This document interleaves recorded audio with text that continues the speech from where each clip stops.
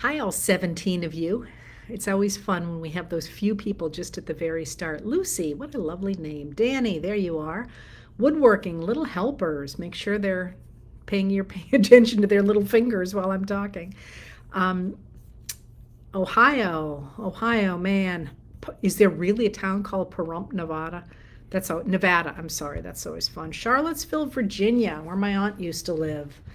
Um, and then that other guy from our past who lived around there. Arlington, Washington. Madison, Wisconsin. Ellen, I'm coming to Madison in a couple of days. Not a couple of days, a few days, something like that.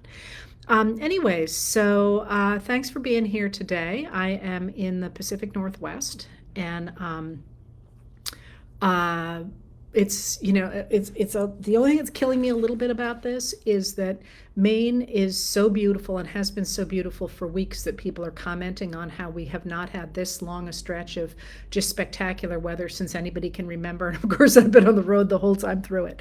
So, and it's not warm and sunny and beautiful here, although it's beautiful in the way that the Pacific Northwest always is.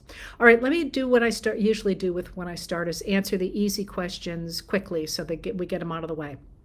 First of all, somebody asked if I considered C-SPAN a reliable source, and the answer to that is yes. And the reason that I mention that is twofold. First of all C-SPAN is, for the most part, is just films of important speeches or not important speeches, as the case may be. I'll tell you more about that in a minute. They do have often transcripts underneath them, which I find very helpful if I'm trying to quote something, and then I have to cross-check it, of course, because there's just an AI thing and they don't always get the words right.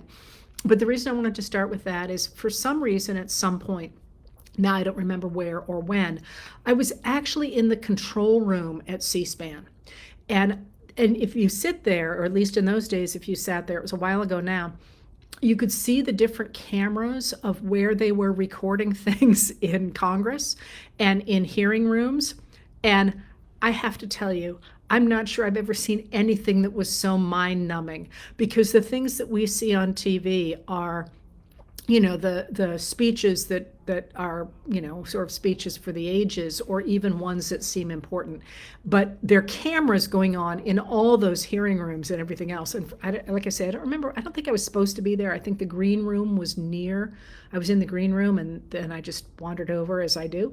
And I just thought, however much these people are getting paid, it's not enough, because they're literally watching screens of people saying, and on page 83, paragraph 4, there is a typo, and you're just like, oh my God. So anyway, yes, C-SPAN is recorded at the time, and there's no intervention in that recording. It's just a film flipping by. All right, so another fun question that somebody asked was, what are bourbon Democrats? And I have to say, as you probably have noticed, I get very into minutia sometimes, and I go down a lot of rabbit holes.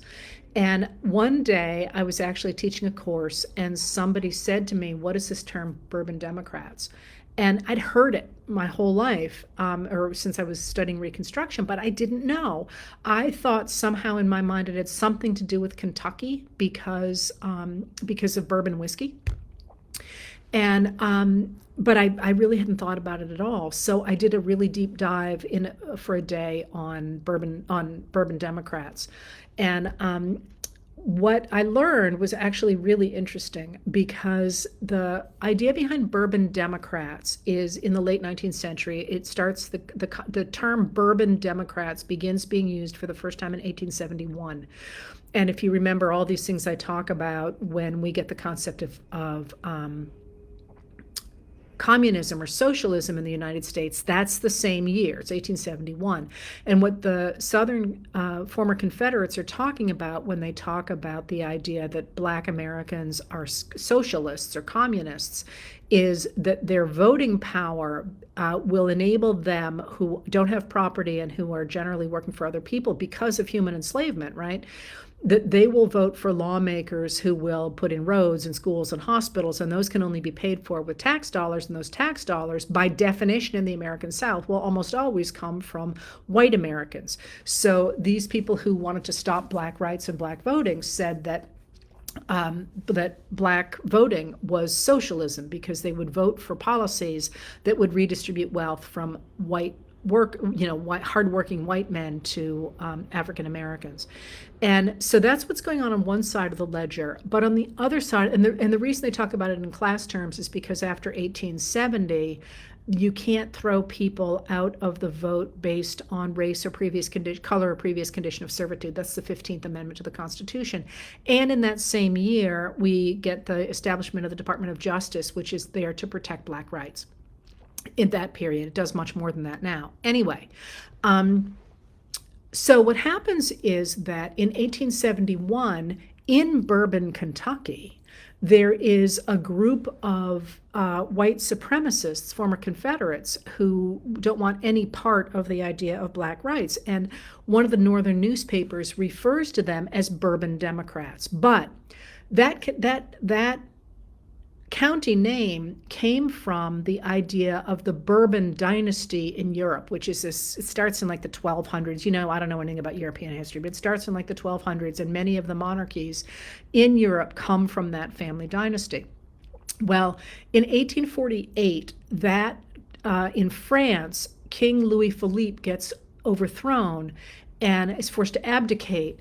And that really is a huge deal in the American South, especially. And a lot of white Southerners, especially wealthy white Southerners, sort of identify with the royal family, the aristocracy that gets overturned in that revolution of 1848. It's one of the ones that touches off all the other revolutions of 1848. And so they start to sort of fancy themselves aristocrats, like those people who were being forced out, especially after Reconstruction, especially after the Civil War, when all of a sudden, the workers are having a say in American society. So the Democrats in 1871, the unreconstructed Southern Democrats, begin to talk about and to celebrate the idea of preserving this aristocracy in the American South that has momentarily in their minds been replaced by these workers. And so they start to identify with this old South, this old aristocracy, and they identify with the Bourbon dynasty in France, and they become known as the Bourbon Democrats. So people think of them as just former Confederates, but it's kind of more than that, in the sense that they are quite literally patterning themselves on an aristocracy. And that shows up in literature. It shows up in all kinds of places in really, really interesting ways. That sort of planter class, and to be part of the planter class didn't only mean that you owned other human beings. You had to own at least 25 and more like 50 other human beings to be considered one of the elite. Those people are the ones who fancied themselves these aristocrats of the Old South, which is one of the reasons that books like Faulkner's Absalom, or the Snopes who show up in his books, are kind of puncturing that old myth. His decayed aristocracy is central to William Faulkner's books. And in Absalom, the leader of that, the main character in that book, is aristocracy, but he's really not. He's the sort of the more Western version of enslavement that is much rawer and so on. Anyway, so somebody just asked, are Bourbon Democrats not Confederates? Yes, they were Confederates, but so were a lot of poor white people. The Bourbon Democrats are the ones who are really in that great band of people in the 1870s who actively are pushing the idea that they are an aristocracy that needs to be returned to power. And that's not something poor whites are talking about in the 1870s. A lot of poor whites in the American South in the 1870s were perfectly fine with getting rid of those guys at the very top. They didn't like them. And that's actually a part of our history that we have not studied as thoroughly as we need to, that there is this sort of assumption that all whites got along before the Civil War, in the Civil War, and they really didn't. There were some really major class splits, and that shows up during Reconstruction as well. This is probably way more than you wanted to know about that, but I think it's actually really interesting because it came back, and I'm like, hey, I actually know something about that. And every once in a while that happens to me, and it's always fun. Now, a couple of things that are much more current. I mean, the Bourbon Democrats are interesting, but we know what they stand for in the modern era, right? So much more interesting that you didn't ask about that I saw, although in 1,000 comments in the amount of time I had, because I just did an interview. I didn't really get to read them all, but one of the things I was kind of surprised not to see is not a lot of questions about Trump, which is interesting because, of course, Vance has become the face of the Republican presidential ticket, which is interesting itself because he's not theoretically the person at the head of the ticket. But the fact that he is speaking for the ticket says a lot about the capacity right now of Donald Trump, because Donald Trump is falling apart. I mean, he really has been falling apart for a long time. I actually think, we sometimes talk about where we think we saw a break. For me, I think I saw the break when the new grand jury re-indicted him. A few weeks ago now. The next day, he posted 50 times on Truth Social in, I don't know how long it was, but I think it was 4 hours. But he seemed never to get his feet back under him. And I don't mean that he was wildly stable before that. We now know, for example, that he's been hanging out with Laura Loomer in fairly close settings since spring of 2023. There are many ways in which he has not been stable for a very long time. And I actually was reading old stuff I'd written from 5 years ago and saying then he's not mentally the same man that he was even 10 years ago. And you can see this yourself. You can look at old tapes of him, old clips of him on talk shows and so on. And he was glib and able to finish sentences and quick. He really was there. And that was not even present in 2016. And now it's really not there. He seems unable to finish a sentence, unable to finish an idea. And he seems to be crumbling basically before our eyes. I would also suggest that in addition to his mental crumbling, which has gotten a lot worse since, really, like I say, I think it was the second set of indictments that did him in, the recent ones, but the debate has just tipped him over the edge completely, in which he performed really quite horribly. But more than his performance, I think what really jumped out about the debate to me was nobody's ever challenged him before. She looked him right in the eye and said that people were making fun of him, that his rallies were boring, all the things that his personality simply can't take. And she just confronted him in ways that nobody ever had before. And now he's out there saying, 98% of people say I won those debates. And anybody with a modicum of self-awareness knows that's not true. And we know he knows it's not true because he showed up in the spin room after the debate itself. And the spin room is where surrogates for campaigns go to talk to media and try and put their spin on it. So it changes the narrative. One of the reasons I'm always talking about how important it is to change the way people think is because of things like that. What you hear from those spin people is not what you saw, but you hear those things and you start to think, oh, maybe I didn't see it quite that way. So the fact that he felt obliged to go act as his own surrogate suggests he knows just how bad it was, and that's really uncommon. People don't show up in the spin room. It's an admission of defeat. So that was a really big deal. So he's been doing that, and then the whole tweet about, or social media post, wherever it was, about Taylor Swift, to me just read like, I want attention. I just need attention. And if I can't get her positive attention, I'll get her negative attention, which is just sad. I mean, it's horrible in so many ways, but that's not the game of somebody who's winning, So there is also the money thing. And, it's not really getting in the news very much. But Trump last night on X Spaces launched something which looks as if it's intended to be some kind of a cryptocurrency bank. But it was clear he did not know what he was talking about. Even I know more about that than he did, and I'm not even pretending to start a business at it. And it just sounds pathetic. And between that and the fact that he is theoretically I think it's on the 19th. I'm sorry, I've kind of lost track of time. Theoretically, he's supposed to be able to start cashing out of his Truth Social, which has dropped $4 billion since its height. Still worth $2 billion for something he put no money into, so that would be a great payoff if he could do it. But it's not at all clear he's going to be able to sell any of it without it just dropping through the floor. It's quite low right now. So I think money is a real issue. And, everything just seems to be coming apart at the seams in all sorts of different places. I don't know if you're watching it. It just feels to me like a lot of wheels are coming off right now. So, for example, the Murdoch family, the person who is behind the Fox News channel and that media empire, they're in court. They've been trying to keep it quiet, but the head of that, Rupert Murdoch, who's like 1,000,000 years old and is the guy who was born in Australia but got U.S. citizenship so he could have the Fox News empire, put his holdings in an irrevocable trust, which by definition is supposed to be irrevocable.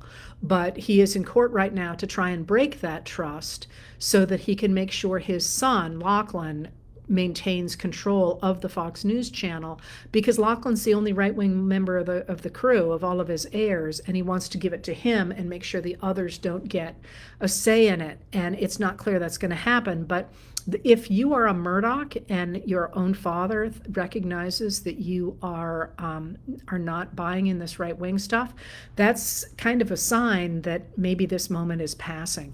So I actually think that's really interesting.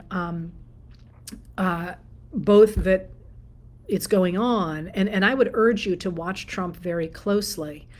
He just does not, he's not in control of this campaign. He's just not. The person out in front is Vance. And that's really deeply problematic because Vance has no experience, first of all. He has 18 months in the Senate.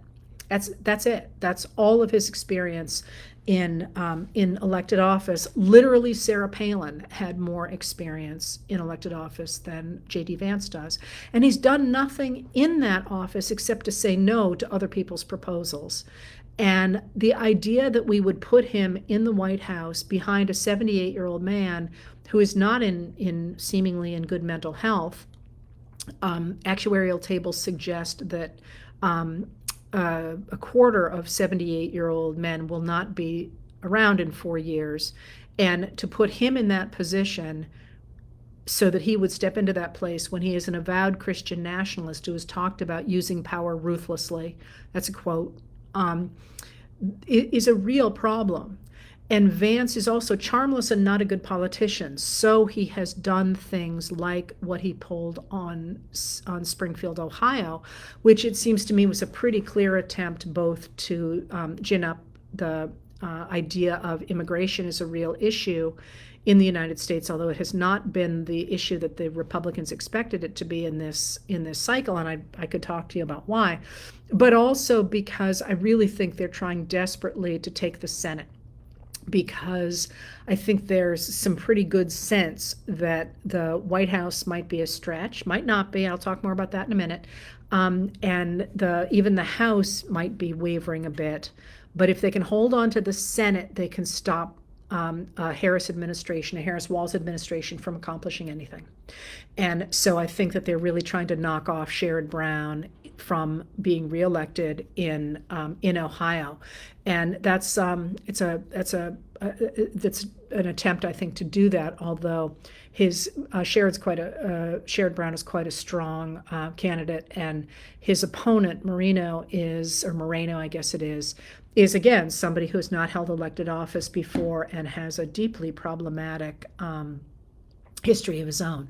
So we'll see how that plays out, but I think that that it's worth watching, that theoretically it's Trump running, and it's almost like he doesn't exist. Somebody pointed out that we just have never gotten any kind of medical answers at all about the shooting in Butler, Pennsylvania, which took somebody's life and badly injured 2 other people.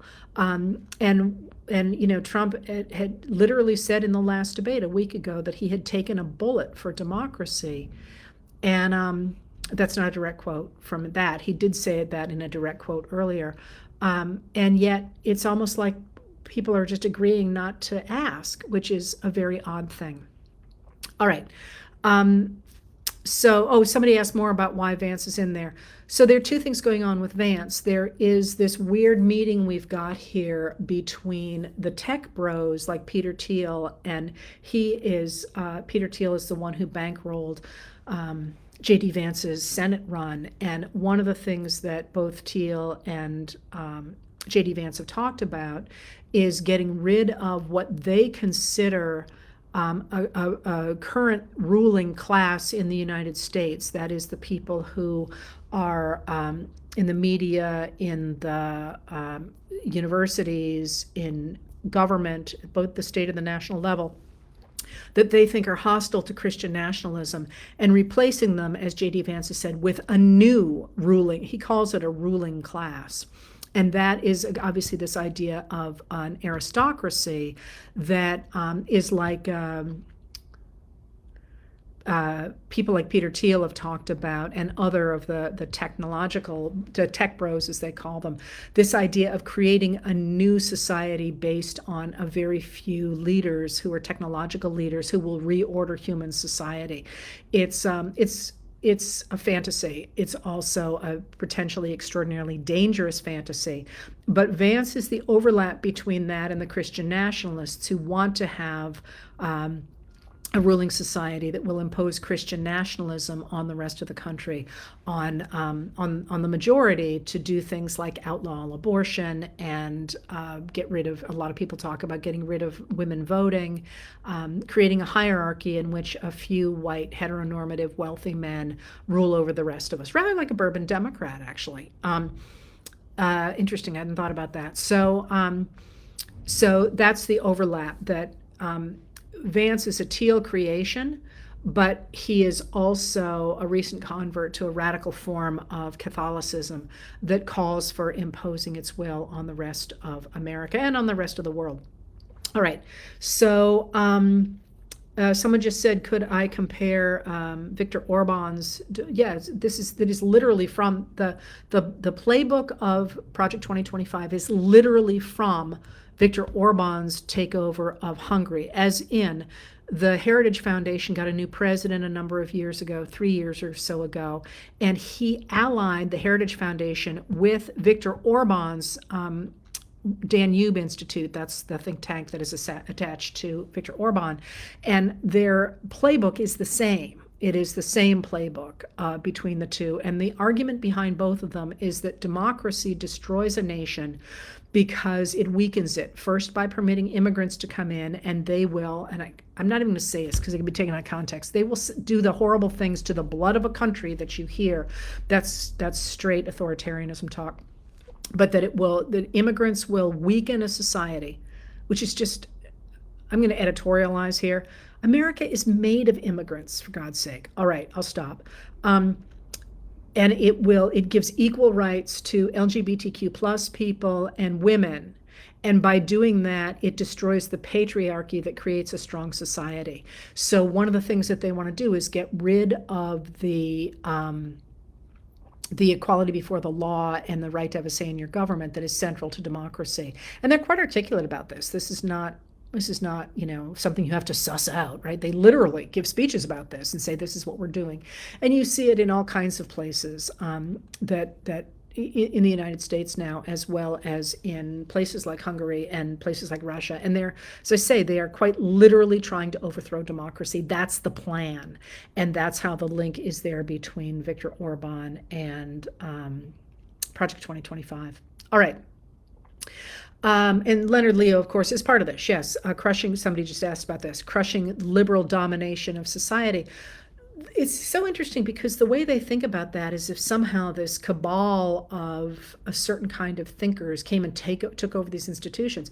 The reason these institutions are powerful in the United States is because the majority of Americans like them, want them. They want a free press. They want to be able to listen to whatever they want to in Hollywood with some guardrails. They want to be able to vote. They want women to be able to work outside the home. They want those things. They think that makes our society stronger, not weaker. And one of the points behind Leonard Leo's attempt to create this societal change, and remember a few years ago, I can't remember his name now, but a billionaire left $1.4 billion to Leo, not to Leo directly, but to create a think tank that Leo directed that would essentially do to all of American society what the Federalist Society did to the law. That's what you're seeing now. So when that guy got up and gave the graduation speech saying that women should value being wives and mothers and not work outside the home, he was part of that movement. So yeah, Leonard Leo is part of all this as well. Okay. I can't always see what comes through, but sometimes I can. All right, but the question that everybody wanted to know was about the Electoral College and what's going on with the Electoral College. Is it possible that Kamala Harris and Tim Walz could win the popular vote and still lose the election? And the answer to that is 100%. And let me explain a little bit about that. If you think again about this election, and one of the things that I would always, always, always urge you to do when you think about politics, always, is keep taking steps back. So if you're watching this incredibly tight fight in your town about whether or not Walmart's going to come in, take a step back and don't just listen to what the flyers are in your mailbox. Take a step back and say, who's benefiting and who's losing? And then a step back, or the first step could even be who's paying for the advertising, that who's winning and who's losing here, and who are these voices. Keep taking steps back to get a bigger picture. And similarly, the other thing you can always do when you're thinking about politics is play the other side of the table. What are these people doing and why? So don't just step back, but also take a look at the other side. And, if you think about that and you think about the way this election is playing out, and you really think about it, is anybody on the Republican side acting as if Trump and Vance are going to win the popular vote? They're not. They're not. Nobody's trying to do that. Nobody's in there in the streets trying to get people out to vote. Nobody's saying, get out there. We want as many people out there voting. No, they've put all their money into challenging the vote. Like all of their efforts are in putting together legal teams to try and take the vote away from what comes out as the popular vote, first of all. Second of all, I've said here for months that it really looked to me like what they were trying to do was get the election thrown into the House of Representatives or onto the Supreme Court. So let's start from that premise. What is the Electoral College and what could it do? And end up with where that takes us. And I might write about that tonight. Tonight's Constitution Day, by the way. You should all go read your constitutions. And I might just write about the Constitution, but I also I know everybody's interested in the Electoral College, and I have been reading the minutes of the Constitutional Convention to write about it. Because you hear all the time that the Electoral College was designed to protect enslavement, or to protect the rights of the white enslavers. And honestly, that's not what I'm seeing at all. Because it's just assumed. They don't feel like they have to talk about that because it's there. It's there in so many different ways. Plus, Virginia had way more people than anybody else did in that period, and they had way more electoral votes at the end of the day. And that's going to change pretty quickly, but they don't know that, right? They can't see the future like we can.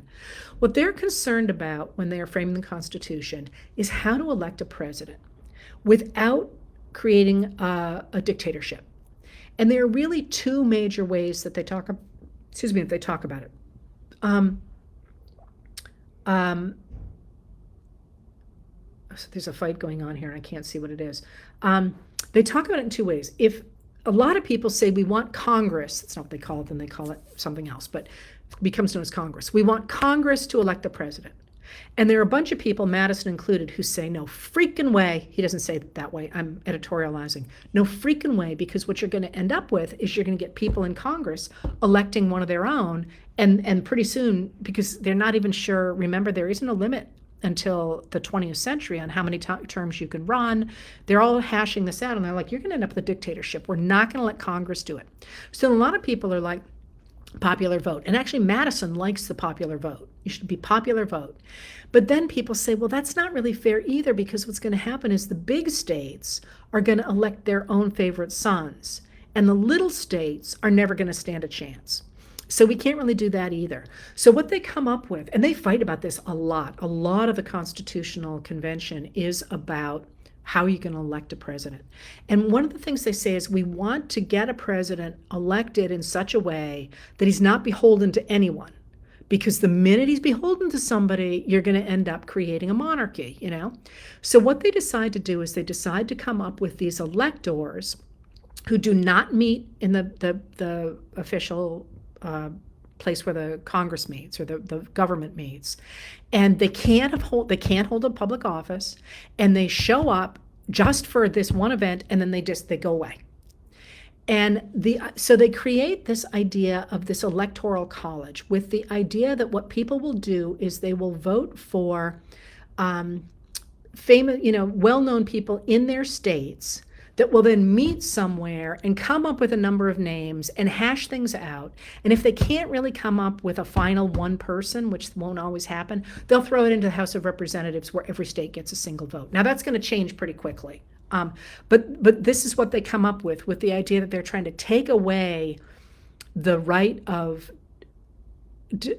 declaring a president from either a cabal in Congress or the popular vote. And one of the other things they worry about with the popular vote is that you will get a dictator, essentially, by having a nationwide organization. And what they're looking at is actually the Order of the Cincinnatus, which is a Revolutionary War organization that's all across the country. And you could say to them, hey, you're a member of my team, you got to vote for my guy. And so they're trying to create this something that stands alone.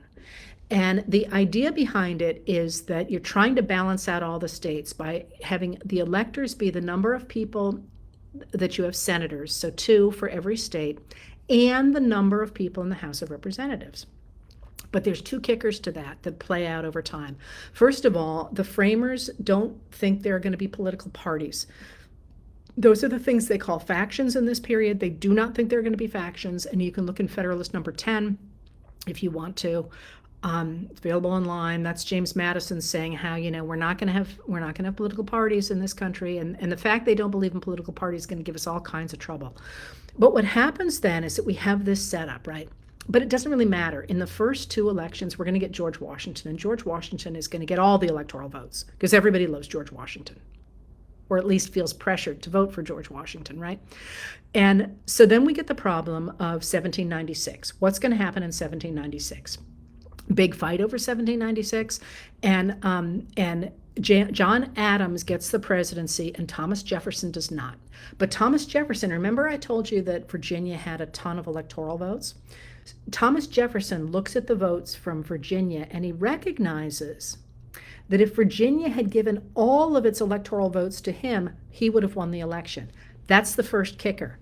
The electoral votes were supposed to be representational.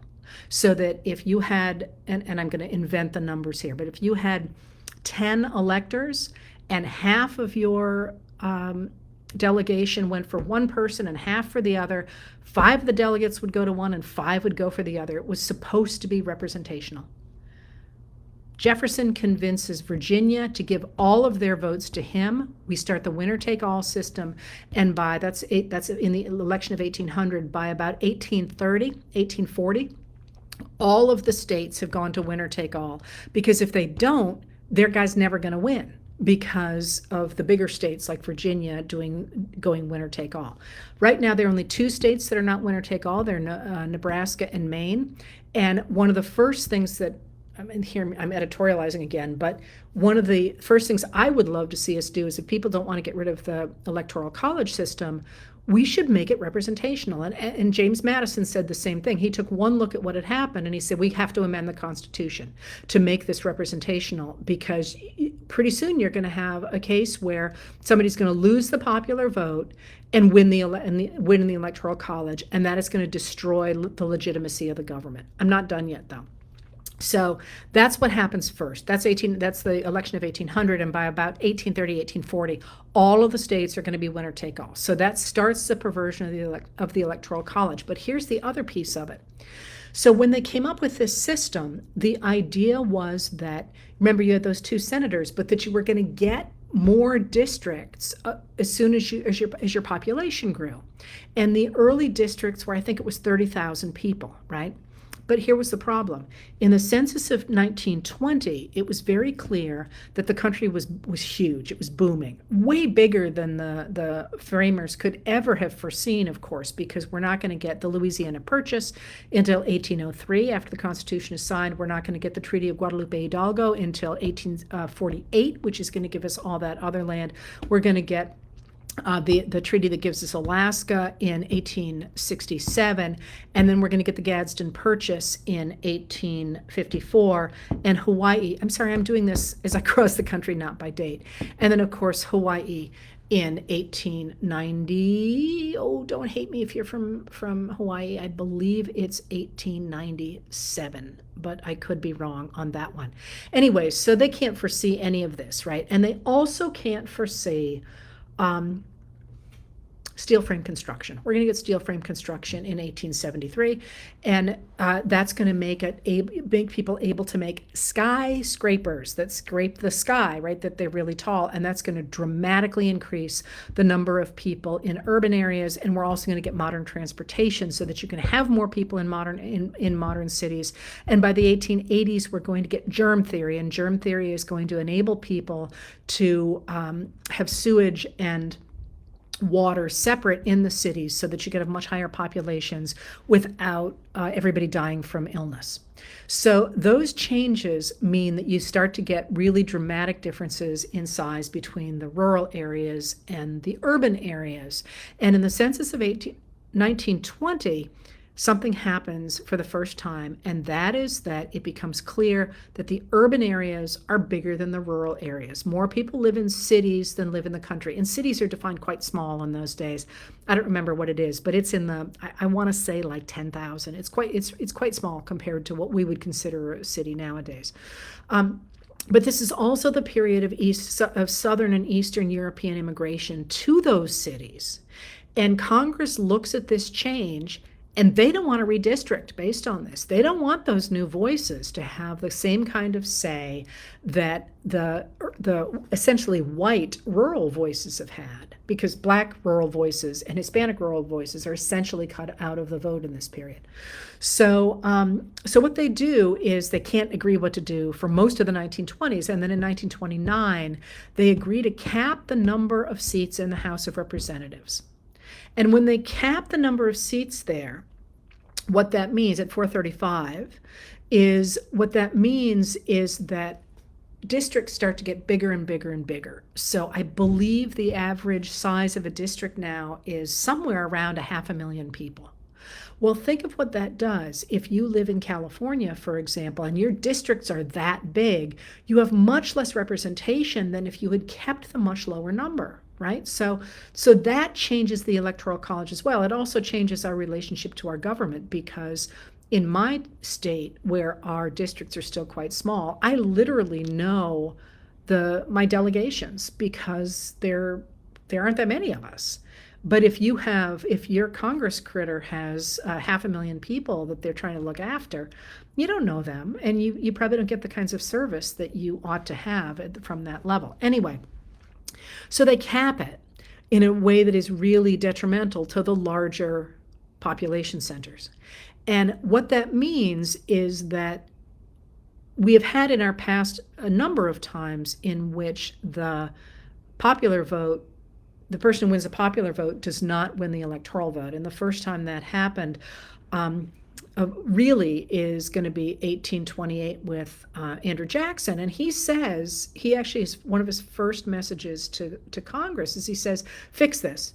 because you're going to end up with a president who did not win the majority, as happened to me, by the way, in 1828. He says this.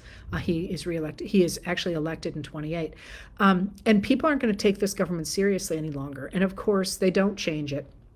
But if you want to count that one, and that's a little iffy because there's a lot of stuff going on, and there's constitutional amendment after that one. The next time is 1876, when the Democrat Tilden, Samuel J. Tilden, wins by about 250,000 votes. And he ends up losing in the Electoral College to Republican Rutherford B. Hayes. And the same thing happens in 1888 when the Democrat Grover Cleveland, who's the incumbent, actually wins in the election of 1888 by about 100,000 votes. And in the Electoral College, and in that case, there's, well, maybe in the first case too, there's some hanky-panky that goes on. The Republican Benjamin Harrison is seated. And by the way, that is just a disastrous administration. People don't pay enough attention to that administration, which is interesting because it's really disastrous. And one of the things that it does is it adds 6 new states to the Union to change the Electoral College. I mean, Harrison's men are very clear about this. They want to hold the Senate and they want to change the Electoral College. And so they add North Dakota, South Dakota, Montana, Wyoming, Idaho, and Washington, all, and they say we have to keep the Electoral College. But then it happens, of course, again in 2000 when Al Gore wins the popular vote by quite a lot, and the Supreme Court decides in favor of George W. Bush, the Republican. And it happens again with Donald Trump, who loses the popular vote to Hillary Clinton by, I think it's about 3 million votes, and yet, because of the Electoral College, by about 44,000 votes in the Electoral College, is installed as President of the United States. Now, their strategy in this election appears to be to get those what are called battleground states or swing states, and those are states that had a margin of less than 5 points in the previous election, and there's 7 of them going into 2024. And they're not necessarily all in play this time, but those are the ones that people are focusing on, and this is why people are pouring so much attention into Pennsylvania, for example, North Carolina, Ohio, Georgia. Those are some of them, Nevada, Michigan, Wisconsin. I think I probably just listed all 7 of them. But here's my take on it. It's twofold. The first is that I did the numbers the other day. About 60 million Americans live in those 7 states, and we have about 331 million people in the United States of America. And this decision essentially then comes down to 60 million instead of the other, however many is left out of 330. And that's a heck of a way to elect the leader of a country that is one of the largest in the world. But second of all, this, I think, does our democracy 2 major disservices. The first is that if you are in a state, as most of us are, where it's pretty clear which way your winner-take-all votes will go, nobody pays any attention to us at all. And that seems to me to be a huge problem. I mean, we ought to have our presidential candidates visiting all the states and answering, the needs of the people in Mississippi, all of them, not just saying, oh, it's a Republican-dominated state, I don't care about whatever percentage would vote Democratic because they don't matter to my election. And so by returning to either getting rid of the Electoral College altogether or returning to a system in which it's representational, people would pay more attention to every state. And you saw this during the pandemic in 2020 when Trump made a number of visits to the state of Maine because he wanted to pick up that 2nd district vote. And that, I mean, we were very aware of it when we were there at the time because our governor had really managed to keep our death rates pretty low from the coronavirus. Huge issue everywhere, of course, but in Maine, we have the oldest population in the union. And so, we were all just trying really hard to keep, especially our elderly population, safe. And with the Trump people came a lot of COVID, and people like me were furious about it. My main street at the time, a lot of them have passed now, but at the time, my main street was like most of the people on it were 80 and 90 years old, and people that were younger were just terrified that that it was going to get into our town and we would just lose the town, because I live in the oldest county demographically of the oldest state, and we were just terrified. Anyway, so people would fight for every state and not just the battleground states, first of all. But the other problem is even more profound than that, and that is the one that people since Madison have identified, and that is that if we continually have presidents elected who did not win the majority of the popular vote, it destroys their legitimacy. And a democracy is only viable if the government is perceived to be legitimate.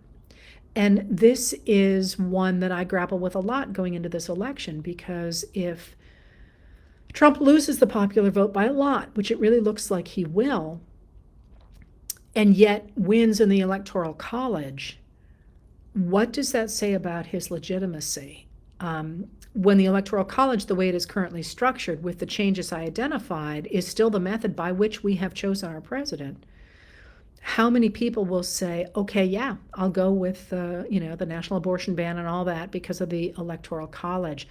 I don't know, because I don't predict the future, but I think it is a real issue, and one very much worth dealing with, that must be dealt with before the 2028 election, if there is one. And I say that according to whether we get a Trump-Vance presidency or not. So that's what the Electoral College, that is the full rundown on the Electoral College.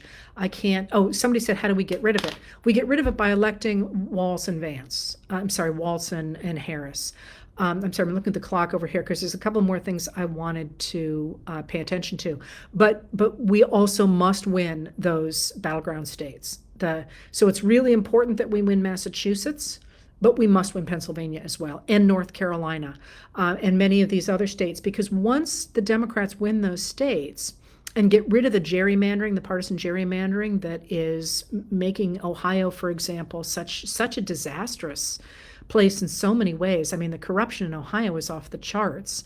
Then the pendulum's going to swing back, and it's going to swing back to the middle because of the sheer extremism that the current day MAGAs are trying to push down our throats. And once again, I will reiterate, these are not traditional Republicans. If you're listening to me and you're a Republican, welcome aboard, because we need the healthy Republican Party back, and this is not it. All right, so there's something else that I wanted to say very quickly, because these are questions people wanted to go out with for this election. Quickly, tariffs. Speaking of, I guess I was speaking to somebody else about this. Tariffs are taxes on, they're not literally taxes, but you can think about them as taxes. The difference matters to people like me. It does not matter unless you were a scholar of tariffs and taxes. But I always say that because I feel like there's some other scholar of tariffs and taxes sitting there going, don't say that, Richardson. So tariffs are essentially taxes on products from other countries. So the way I always think about this and describe it to my students is on wine, because that's something that people don't get tangled up in mostly, in terms of most of us are not wine producers. So in the United States, if you go to Europe, you're going to discover that French wine is crazy cheap. And you're like, wait a minute, why am I paying an arm and a leg for it in the United States? You're paying an arm and a leg for it in the United States because we have tariffs on wine, with the idea that we are protecting the American wine industry. And there's a long history for why that's the case, by the way. It has a lot to do with the Depression and with actually a mold that destroyed a lot of the vineyards around the world. I will not go into that right now. But tariffs protect an industry. And so there are very good reasons to use tariffs. So for example, if you are getting an industry off the ground, that is, you are starting an industry like electrical vehicle batteries, and you don't want to be undercut by foreign competition, or if you have an industry in your country and it can be made elsewhere with slave labor, so it's going to be a lot cheaper, you might want to slap tariffs on that, as some Scandinavian countries do, to say, we're going to keep make sure that you can't undercut our laborers with like literally enslaved labor. So there are reasons to use tariffs. And the Biden administration has used tariffs. They have kept some of Trump's tariffs to protect industries like the electric vehicle industry and the battery industry, and some of the other things like that. But tariffs, because they are taxes on things coming in from another country, make things more expensive. The people who pay tariffs are the people who buy them. That's you and me. So you can get them cheaper elsewhere, and that's why you want tariffs to protect them. So, for example, one of the things they talk about a lot in the late 19th century is we need to have tariff walls so that there'll be people will pay more for goods in the United States, so then we'll have more jobs here, which was a lovely thought, except what happened was that with tariff walls, big producers got together and colluded to raise prices because there was no competition. So one of the things you really have to look for is this happening or not? And this is one of the things that the Biden administration has been all over. And that's, they're always trying to make sure that the major producers can't collude to raise prices. And they've been trying to break up monopolies and trying to stop mergers. For example, there's a big struggle right now over the merger of the two biggest grocery companies in the country, and trying to break that up so that we get competition back, and competition will lower prices because you can't collude to raise them, right? That's pretty standard as well. But so the idea that Trump is trying to put forward is just to slap tariffs on everything, and that he somehow has convinced himself that other countries are going to pay these tariffs. They're not going to pay those tariffs. And you have to remember that a lot of the products we get come from other countries. Our largest trading partner is Mexico. We obviously trade a lot with Asia, not just with China, but with all different places in Asia. We get things from all over the world, from Europe and so on. And we export to those places. And if we slap tariff walls on things, other countries will do the same to us. So that happened during the Trump administration. He slapped a bunch of tariffs on China, and they probably turned around and said, okay, we're not importing your soybeans. And soybeans are a major industry for people in the middle of the country, for the agricultural business in the middle of the country. And if you remember, he ended up having to bail out soybean producers and a number of other agricultural producers in a really big way, because they couldn't sell their product because their major buyer was not buying, was not taking our goods. So if you remember, and this is a little bit of a rabbit hole, but it shows you how everything is tied together. And it is that when COVID first broke out in February and March of 2020, and Trump kept saying what a great job she was doing, and that it wasn't going to be a big deal, and everybody think it was going to be fine. This is something you may not have put together, but he was busy doing a deal with the head of China, Xi Jinping, that they would start buying American agricultural products again before the election, so it would bail out the U.S. It would bail him out before the election, and that was a result of his tariffs. So when people talk about tariffs themselves are not inherently good or inherently bad. They're a tool, and they can be used in effective ways to support an economy and to support workers. But the idea that you can just slap a tariff on everything and create a wall, and somehow foreign countries are going to pay for it, is just bonkers. And every economist will tell you that, and has said that. And it will create enormous inflation, because of course everything is going to get a lot more expensive, both because anything imported will bear this tariff, and that anything made in the United States will also get more expensive as well, because there won't be foreign competition. So the difference between a tariff applied judiciously and a tariff wall is like anything else. It's a difference between a scalpel and a sledgehammer. And the way to think about Trump's tariffs is in a really 19th century way, I think, or an early 20th century way. And that's that he is using them to say, we're going to be an island all by ourselves and other people are going to pay for it. And that's a fantasy. I mean, that's just not the way the economy works at all.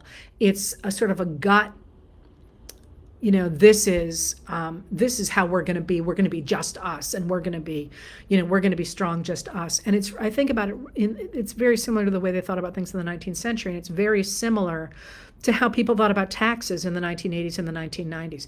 Taxes are a tool like anything else, and it's like, no new taxes. We're never going to have taxes. It's like, well, good luck with that, because you actually need to have taxes to run a society. The question about taxes is the scalpel side. Where are the taxes going to fall and who's going to pay them? And that's that idea. We're never going to have taxes ended up transferring about $50 trillion from the bottom 90% of Americans to the top 1% of Americans. It was a sledgehammer that helped a very few people, and the same would be true of the other tariff walls that Trump are talking about. Very quickly then, somebody said, when someone says, what has Harris done? What can we point to? I mean, this frustrates the what out of me, because I've been writing about Harris and tariffs too, but Harris for 4 years. And she just was not getting the coverage, and I could not understand why. Harris has been an enormously effective president, and I think vice president, and I think you have to give President Joe Biden credit for that, because what he did is he took an extraordinarily talented woman, a senator, who had been a state prosecutor, elected office, she's won a lot of very difficult elected offices. And he recognized her big weakness was she did not have experience on the international stage. So he has sent her all over the world for 4 years, where she has represented the U.S. in all of these major places, including in Indonesia, which is a really big deal. Indonesia and Africa are both very young. Africa is not a country, but the African countries, the continent of Africa and Indonesia are extraordinarily young, so that in 20 years, about a quarter of the people living on Earth will have been born in Africa. And to sit there and say we're not going to pay attention to that is basically a recipe for becoming obsolete. And she's done the outreach there.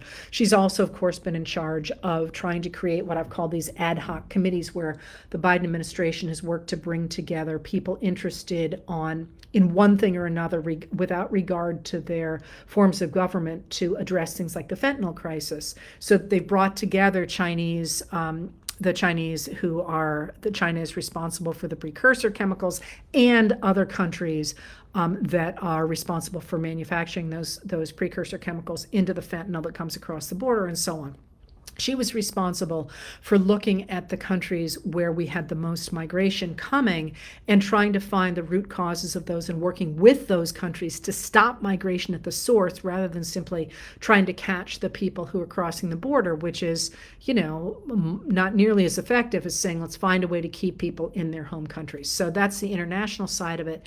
On the domestic side of it, she's cast more tie-breaking votes in the Senate than any vice president before her, including the Inflation Reduction Act, which was an obviously huge deal. When the Inflation Reduction Act passed, inflation was about 8.3%. Now it's 2.5%.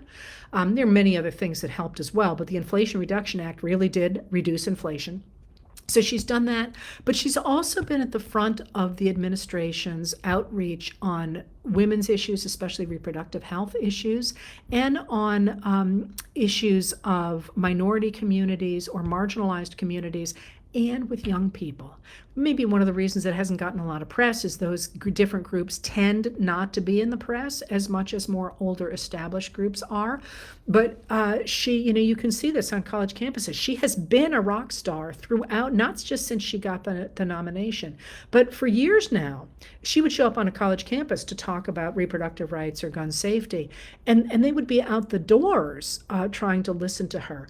So she has been the person in the administration who has really pushed the idea of equality before the law and stood up for those people who are trying to make that a reality in the United States. So if you're looking backward for her, there's a lot of other stuff she's done as well, but I'm running out of time. She's got all that going on for her. Now, I've got 2 minutes left before I let you go. And I want to go here to The question that somebody asked, and that's how do Republicans get away with the lies that they tell? The fact that we are not, for example, looking into the first shooting at Butler, Pennsylvania, and nobody ever got a report on the injuries to Trump, which is bonkers, right? We're supposed to have, and we do have, health reports for everybody but Trump, right? But he's always just said, no, I'm in great health.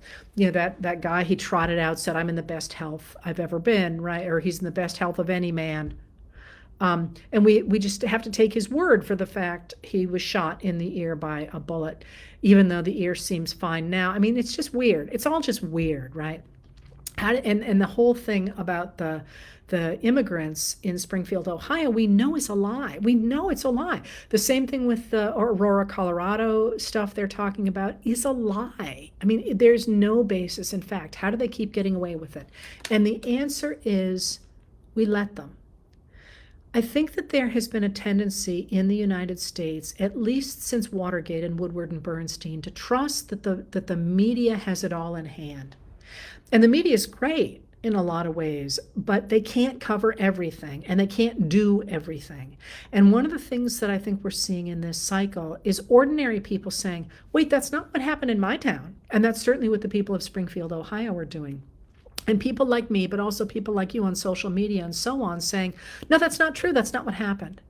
And the trick to pushing back against the lies is to do it, is to talk to people, but also on social media, to not to retweet or repost the lies that they say, but to put a slash through them and say, this is a lie, this is not true, this is what really happened. And that recognition that people care about the truth is important on a one-to-one basis on social media.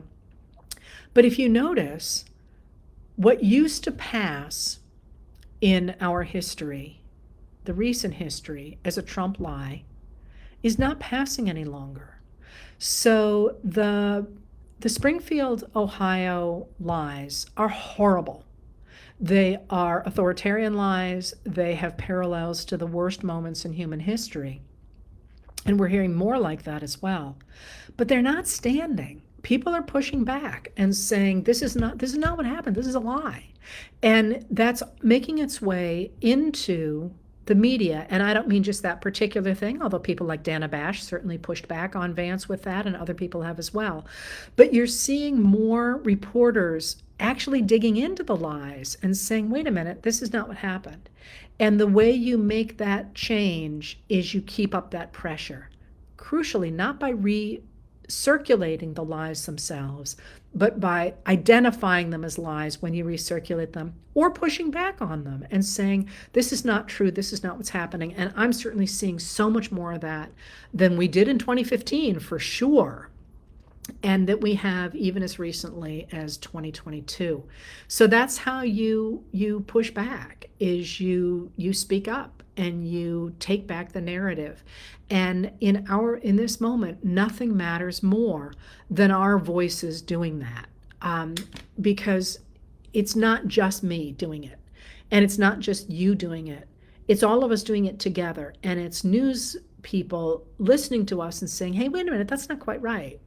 And it's them saying, I would like to serve a constituency that cares about the truth, and therefore I'm going to dig into things. And you see this in places. You see it in Tennessee with the Tennessee Holler and with Phil Williams. You see it in Colorado with the guy whose name is escaping me right now, but who keeps calling people out. You see it with Dana Bash. You see it with Mehdi Hassan, who yesterday really pinned down Jill Stein and said, what are your qualifications for office? You serve 5 terms in the Lexington town meeting and nothing else. Why won't you call Vladimir Putin a war criminal? You see it in different, and she would not. You see it in these different platforms now, and never has it been more important than in the next 50 days. So, I'm afraid I might have left you with less hope than I normally try to, but I actually feel really good about where we are as an American people, because we have horrible people who are doing horrible things in our midst, but we're calling it out. We're not looking the other way. And if you remember, when Trump separated families and took children away from their parents. And people across the country pointed that out and pushed back on it. You heard those voices were drowned out by people saying, oh, well, Obama did the same thing. He did not. The voices were drowned out by people saying, well, they shouldn't have come here illegally. They did not, that's not an answer. Those voices got drowned out by people justifying those horrible things. And in Springfield, they're not being justified. People are saying, no, this is not true. This is not what happened. This is not the world I want. And those are the voices, I think, that represent the America I want to live in. But they are also voices that in this moment are going to make a really big difference in 50 days. So keep raising them. We can sleep on November 6th. We cannot sleep until then. I don't mean that literally. Please get enough sleep. But now's the time to talk about the America you love and to bring joy to this equation and to bring the idea of a fact-based society, because the truth is there is nothing that we as a society can't handle if we're willing to handle it for real and not base our lives on lies and hatred. We get past that. That's our wall to climb. We get past that, we can handle anything. And, things feel pretty good from where I sit. We just got to make sure that we just hit that gas until November 5th. Thank you for being here. And I'm off on my way to an event, and I will see you, I hope, next week. I can't tell what my schedule's doing. Thank you for being here.